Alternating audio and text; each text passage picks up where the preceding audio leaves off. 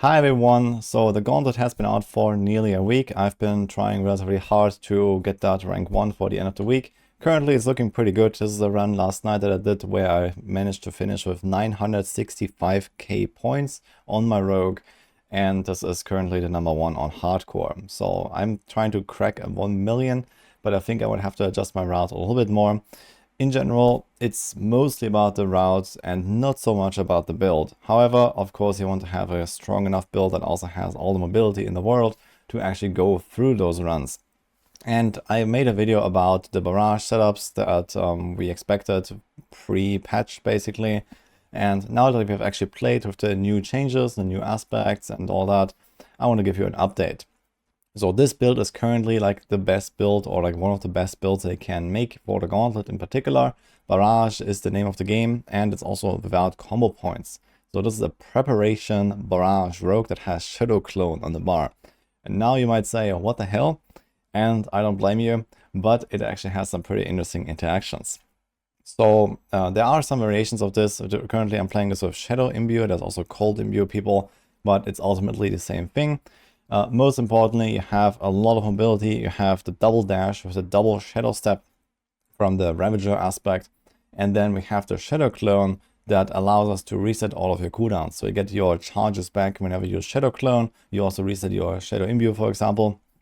And the Shadow Clone has an added perk, which is that in the Gauntlet with Artillery Shrines, as you can see here, it just procs Artillery Shrines as well. So you can kind of like kill some stuff on the side with the Artillery Shrine. It doesn't really do anything other than that.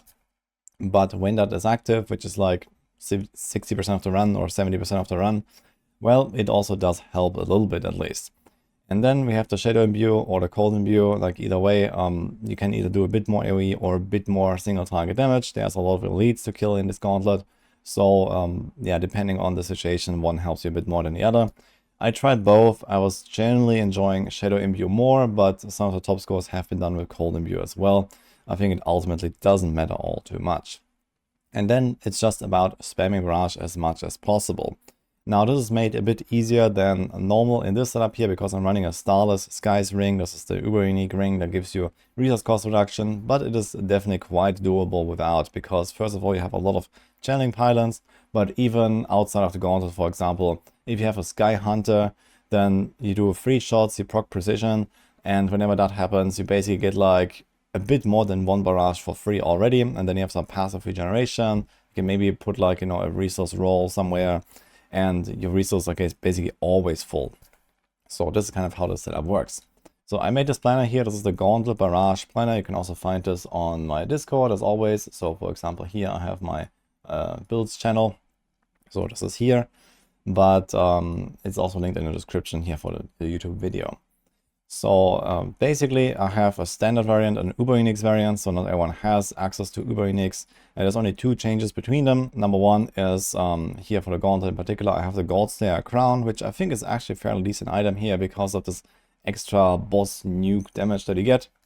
Bosses are really the one thing that can hold you back in a Gauntlet, and the Goldslayer crown really allows you to like burst them down. So as long as you use those first 3 seconds really effectively, this is really nice. And otherwise you have the Shaco. And for the ring, so we have Starless Skies in the Uber Unix variant. There's not really all too much here, so I just put a corruption ring there. So that allows you to get a bit bigger explosions with the Shadow Imbue. It also gives you a bit more of the crit chance from the enhanced Shadow Imbuement, and also a bit more non-physical damage.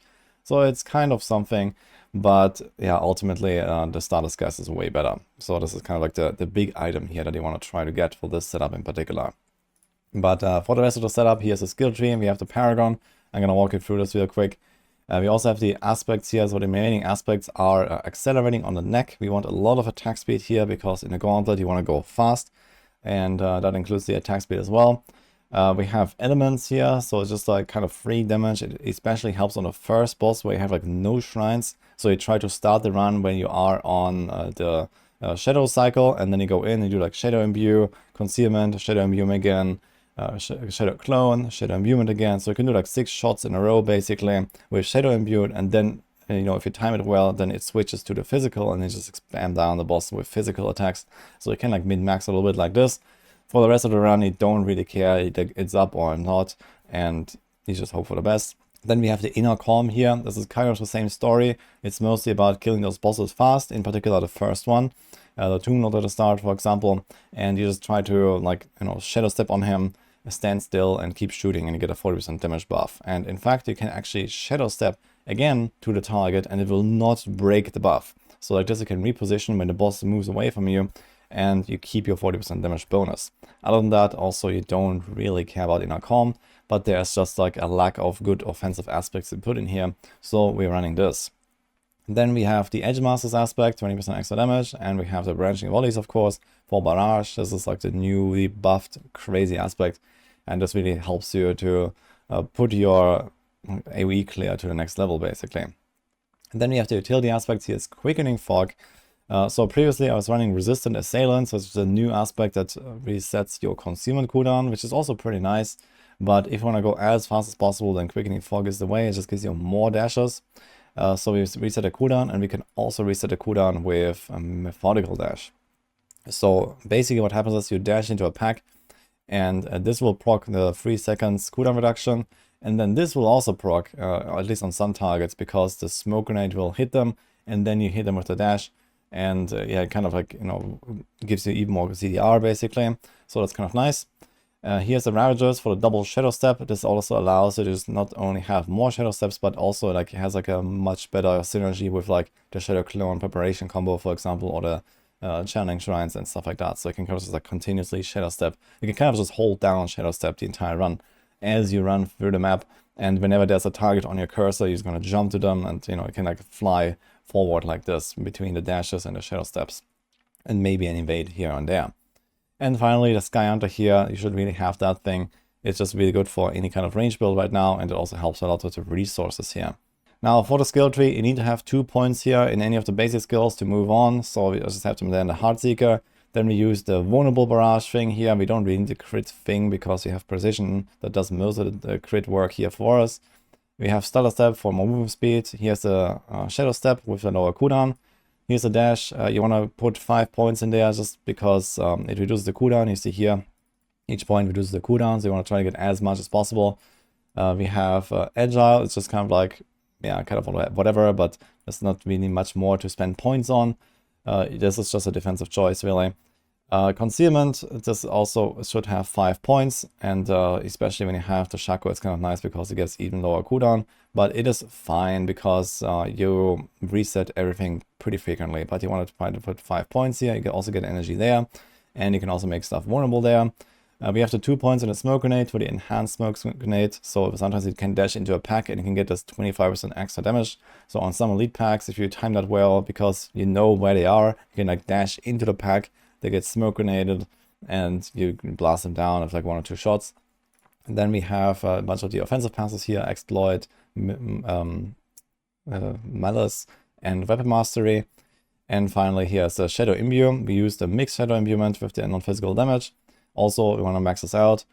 And we have the Shadow Clone here. Now, I'm not 100% sure if this 20% extra damage from the Shadow Clone actually does something. I just put the point there because we didn't have more points to spend anyway.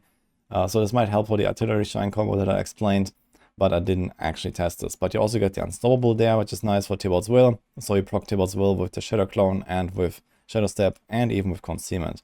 So this should basically be up the entire run, and you have the 40% extra damage. But this is another way to do it, for example, as well on the first boss. And lastly, here's Adrenaline Rush and Haste, so just like more movement speed and makes a bit of extra attack speed sometimes, and precision. For the Paragons, this is a 7-board setup, so it's pretty stretched thin. Basically, we have 6 glyphs as well, so we start here with the Ranger. Then we put an Exploit Weakness board with a Combat glyph, because there's a lot of int here. This is like your main glyph, so you want to try to max this out. Then we go to the left, we put Cunning Stratagem, but we only take the glyph because you don't have combo points. It's just like decent stats here, and we can get our Exploit glyph online. Then you have Tricks of the Trade. We also don't go for the legendary, but we have the glyph there. I put Night Stalker here because we don't really care about maxing out the shadow damage. Just the effect is important with the 4 seconds cooldown reduction for Shadow Imbuement. Is very powerful. Even when you don't have resistant assailants, you can just reset your Shadow Imbuement much more often. Then we have Efficacy. Also, we don't go for the legendary note here on No Witness, but this is a pretty efficient slot for efficacy because you have this extra int, so you just need to pick up the rare nodes, and that's basically it for this glyph. Gives you the bigger imbuement, so again, bigger pops and all, and a bit of crit damage there, which scales our precision. And then we go back here to the exploit weakness mode and go to the right, and here we pick up cheap shot. Now this is not really that crazy, but as I mentioned, sometimes with the dash and the smoke grenade, sometimes you dash into a pack and you get a bit of extra damage. So even if this is like just sometimes up, it's already kind of nice because it's only 5 points there. And we also have a glyph here, no rare nodes, this is kind of scuffed. But we just put a canny here so that, for example, on some of those bosses where you shoot like multiple barrages that are imbued, we can get a bit more damage out there basically, but it's kind of a weak one, but there's not really many more good glyphs to put. I took the safeguard here. You can also go the right side with extra damage for press, but I felt like it's kind of nice to have a little bit of defense because this is a fairly squishy setup. And I don't even cap my resists, I don't cap my armor, so this is like, I have 6,000 armor here. So it's just like, I wanted a little bit of defense. And lastly, we have Eldritch Bounty here, no glyph, and this imbuer node. So this is the Paragon setup, the skill tree, and kind of how the build works. I gotta say, it's actually pretty fun to blast through the Gauntlet with this because it's just so fast paced. You fly around, you can see this here with the dashes, the shadow steps, and then the resets on a shadow clone. It goes pretty fast, even without shrines really. But later on when you have like the shrine combos, like you just insta-kill everything, you fly around, and it's kind of hilarious how this feels. So if you have that setup available, then I can just recommend you to try this out. Now there might be a little bit more like innovation, a little bit more tweaking. In particular, I think that Shadow Clone might not necessarily be the way to go in a Gauntlet map that doesn't have artillery shrines because of what I mentioned. So it could be that, for example, if you're going to run Death Trap, which just has a shorter cooldown, it also has a bit more utility with like the pull-in. So sometimes you might be able to just like Death Trap a pack together and blast it down very easily in another Gauntlet map where there is no artillery shrine. So this is definitely something I'm going to try in case we get one next week, for example. But otherwise, I think the setup is already like fairly min-maxed. So we saw this like pop up basically a few days ago, and it hasn't really changed. I'm not 100% sure about the Paragons and the exact skill distribution, because this is what you don't see on the profiles when you inspect other people on leaderboard. So I made this, and it seems fairly solid. So far, pretty good results, and hope this helps you out as well. So with that, I'm gonna leave you. So hope you enjoyed this video. Good luck in a Gauntlet or just playing this build in general. You can also play this, or maybe with some slight tweaks, of course, anywhere else. Maybe not in T100 dungeons, but it goes pretty far anyway.